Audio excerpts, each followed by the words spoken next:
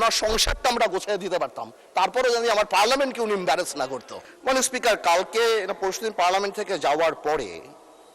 আমি অনেক টেলিফোন পাই এবং সেখানে আমি ডিফেন্ড করার চেষ্টা করি এবং ডেইলি স্টার নিউজ করে Jamaat MP demands washing machine, microwaves and curtains. এটা আমাকে অনেক লজ্জা দেয় এবং আমি মনে করি এই পার্লামেন্টকে অনেক লজ্জা দেয় যে একটা মেম্বার অফ পার্লামেন্ট এখানে দাঁড়িয়ে, যেখানে জনগণের কথা বলবে, যেখানে বিভিন্ন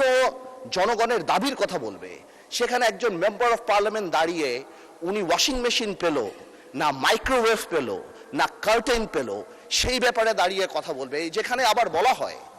যে আমরা গাড়ি নিব না, আমরা প্লট নিব না এই ব্যাপারে, তাহলে আমার কাছে মনে হয় মাননীয় স্পিকার যে আসলেই যদি গাড়ি আর প্লট যখন ওনারা বাদ দিল, তখন ওনাদের বুকের উপরে কত বড় পাথর চাপা দিয়ে বাদ দিতে হলো যে মাইক্রোওয়েভ আর ওয়াশিং মেশিনের জন্য এই পার্লামেন্টে দাঁড়িয়ে কথা বলতে হচ্ছে। মাননীয় স্পিকার, আমার মনে হচ্ছে যে এই স্ট্যান্ডার্ড আর স্ট্যাচার আমাদেরকে মেনটেন করা উচিত এবং আমি বলবো আমাদের মাননীয় যারা আছেন ওনাদেরকে, স্পেশালি আমাদের বিরোধী দল, এবং এটা কালকে হয়তো আমাদেরকেও বলতে পারে, কিন্তু আমি জেনারেলি এটা বলছি যে উই মাস্ট, আমি শেষ করছি এতটুকুই যে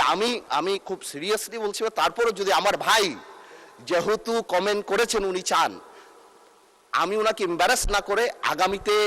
যদি ওনার পর্দার মাইক্রোওয়েভ লাগে, আমি আমার তরফ থেকে ওনাকে একটা মাইক্রোওয়েভ দিতে চাই এবং আমি প্রধানমন্ত্রীকে রিকোয়েস্ট করতে চাই যদি ওয়াশিং মেশিনটা উনি দেয়, এবং হোম মিনিস্টার থাকলে আমি বলতাম যে উনি পর্দাটা যদি কিনে দিয়ে ওনার সংসারটা আমরা গোছায় দিতে পারতাম, তারপরে যদি আমার পার্লামেন্টকে উনি এম্বারেস না করতো। আপনাকে ধন্যবাদ স্পিকার।